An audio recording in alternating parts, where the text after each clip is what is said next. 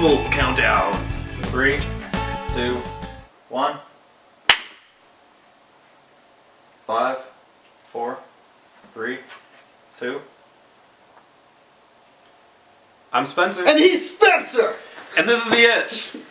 And we're here to talk about some gaming websites that are closing. Specifically one called Joystick. Joystick! Oh, wait. I recently read some things while I was... What are you tugging at? I was recently reading... I'm not pantomiming anything in particular. Reading into some news, and apparently Joystick is closing, which happens to be a website that I get a lot of my gaming news on, that I keep up on. But it brings me to the topic of what news sites are there out there, and which ones are actually... Can you trust? Which ones? Why would you go to one over another? What are the specialties of the different gaming news sites? Now that I'm gonna have to need it, I'm gonna have to understand that because my main source is going away. Shed a tear. Yeah, a little tear in my eye. So there's a lot of different gaming websites out there. Yeah, there's Kotaku, Destructoid. There is IGN. GameSpot. Oh God. Yeah, Here's the thing. GameSpot. So Games Radar. I kind of pit IGN and GameSpot against each other. Yeah. And I'm not a huge fan of either one, but I think IGN actually reviews every game. I've gone on to GameSpot. I can argue that. I've gone on to GameSpot, and half the games that I'm trying to look for, like, there aren't any reviews for them. Oh, damn. It's really weird. Like, Persona Q, they didn't have any. Oh, there's Polygon too. Yeah, there's also Polygon. Well, I have a problem with IGN. What's that? It's only because one of my favorite games of all time, God Hand, got like a 3 or 4 out of 5 or something like that. And there's literally there's 3 or 4 out of 5 isn't that bad. Or out of 10. I'm sorry. Out of 10. Okay. Out of 10. It was actually proven that the guy hadn't even beaten the first level. Oh, and wow. was like complaining about the game. I mean, the game's fucking hard. The game can get really hard if you're good. The game, like, it has the dynamic like difficulty. But I mean, that's one person though. It's one person, true. But it's also they've also had a thing with, I think it was Kane and Lynch. Some dude gave it a bad rating, and I don't know if it was Square at the time or if it was still IDOS or whatever the case was. But that dude got fired because they had a deal to like speak highly of the game or something like that. It was just like, that's, you know, journalistic integrity. Good job for him, but to get fired over that, like, come on. You know, the game's bad. The game's bad. I'm sorry. And I think that's one of the problems, that when you become a high-profile website like that, or GameSpot or whatever, you start to kind of leak into the whole money part, especially when they have ads all over for video games. Oh yeah, holy. If you have ads on a like review site for that game, for the game, on the review, like, it's, you know, there's a little suspect there. I understand the purpose of ads, but it shouldn't come to that. Right. It's kind of, you're just watching it kind of fall apart. You can't trust a review if they're paying for advertisement. They've had plenty of times where they'd be like, Call of Duty would be like on the ads, and then they'd have the review and be like, oh, 9 out of 10. And I'm just like, fond memories of reading Game Informer. Oh yeah, no, I still get Game Informers, and I'm like, man, these guys are such pretentious assholes. You know, like when they talk about like some games and shit like that. Yeah. Like, fuck off, you know. But so that's one realm of it, is just they're kind of like the Hollywood of video gaming, where they, you know, all the flashy stuff. They don't even do, half the time they don't even talk about video games. They talk about movies and stuff. They don't really. Yeah, it's kind of like a lot of fluff in their things. So that's the first thing that you should always look at if you're looking for a new game website, is to know their background and to know their history, like as far as what they've published and opinions about it. And a lot of times you don't necessarily want to find the gaming website that you agree with the most. You want to find the one that brings up the most points. Or good points, valid points. That's what you want to look at. So there's another layer, and it's more of just like the blanket news about gaming.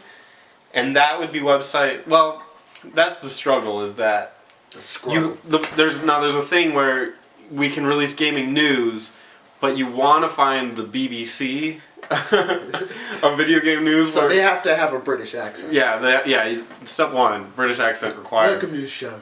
You're so sweet. But they need to be as unbiased as possible Yeah. when they're delivering the news to you, because it's very easy for a website to suddenly skew it in one way and you don't even notice it. Yeah. But it's like, for whatever reason. like local hero Anita Sarkeesian doing yada yada yada, and it's like, oh, okay, well, she's great and she's doing all this great stuff. Yeah. And you gotta pay attention to all that stuff. And then it's like, well, this guy said something else. You know, it's all about skepticism. Mm-hmm. Anything that you're going into that's new, you should always be skeptical about. Any article, be skeptical about it. Don't initially just agree with it because you saw the headline. Look into it, figure out what's going on with it, figure out the story, and come to your own conclusion. They may be reporting something that may come off as opinionated, or whatever the case of that, but you always want to be skeptical, and that's another thing to help you find your own website. So what websites do they have? Because honestly, for this, I always trusted Joystick. Uh-huh. And again, when you read them, you read it for the news. Yeah. So I find out what they're actually trying to tell me, and if they have their own opinion, that's great. Mm-hmm. But you always, again, want to pick out the news, and I thought they were really good about all that. Is they gave you tons of news that would happen, and sometimes there's a little bit of an opinion piece to it, but yeah, you kind of skim over that. But other websites that do it, you got Kotaku, which my problem with them is that I just don't know how to navigate that site very well. Yeah, I mean, like, and I completely agree, because it's just like, it's really, you have your articles right here. Like, it took me a while to figure out how to actually navigate, because they changed it, I think, like 3 times. This is the 3rd time they changed it since I first started, like, going with them. But I don't really go with Kotaku anymore. They're on my Facebook feed. I have them, like, liked or whatever, but it's just so I can see the headline. If it's an interesting headline, I probably won't even go through Kotaku. Sometimes I do, a lot of times I don't. I will actually go to the website which I believe in, which is Reddit. r/games. We can get into all that yeah. a little bit. I mean, it's like, honestly, it comes down to your own personal opinion. But sometimes it's better to take that route. You know, just like them on Facebook, and these guys are going to publish their own stuff at different times, you know. I've come to find out certain websites have, you know, they all have their different characteristics. Polygon is very equality-based. Like, if you know, I don't know if you noticed the Bayonetta 2 review, they gave it a bad review because of how she was, who she was, which doesn't really have anything to do with the gameplay or how the game is presented. It's because they thought she was over-sexualized. That's not something that I'd get good reviews on any site that I was taking part in. To me, that's just like, you're missing the point. And if you're missing the point on that, there's a chance you're missing the point on something else. So I'd just rather not deal with that website. That's my personal opinion. Same reason why I don't stick to IGN is because of reviews like God Hand, Vice games like you know, Advanced Warfare or something like that. They'll give a good review for that game, but they'll call God Hand repetitive. Right, and he was kind of touching on the last point we got to, which is the final level that we really have, which is something like Reddit, which is where you're getting it from real people. Exactly. Which I have found to be one of the more useful ways to get reviews on games. I find a whole bunch of reviews of stuff, and then I find out like the thing that they keep repeating in all of them. Yeah. So they'll say, like, I'll read 3 reviews or something, and they'll say completely different things, but they'll all be like, oh, and towards the 3rd act, it gets really repetitive. Yeah, the common denominator. Yeah, I'll say, okay, well, that makes sense. And that's one way to decipher. Yeah, absolutely. And that's really like the best tool that you can work with is, like, word of mouth is so much more important these days because you can't always trust who it is, but if you're hearing like a bunch of different people having a discussion about it, you know, that makes more sense than just one guy's opinion overshadowing everyone else's. Because when you get down to the comment section of IGN, oh, you probably got paid this much money, or, you know, whatever it is. Even if it's a good game, you know, like Shadow of Mordor, decent game, but it did have that embargo on it. And there's a slight chance some dudes might have got some money out of it. We don't know who, but it's, you know, you'll see that even there. It'll be like, oh, you got paid, or, you know, whatever the case is. You only don't know who you can trust, but you know what? Who you can trust. The Etch. The Etch. I'm Spencer. I'm Justin. And I'm JD. And I'm producer Eric. Jimmy? Jimmy. Oh, JD. Get us out of here.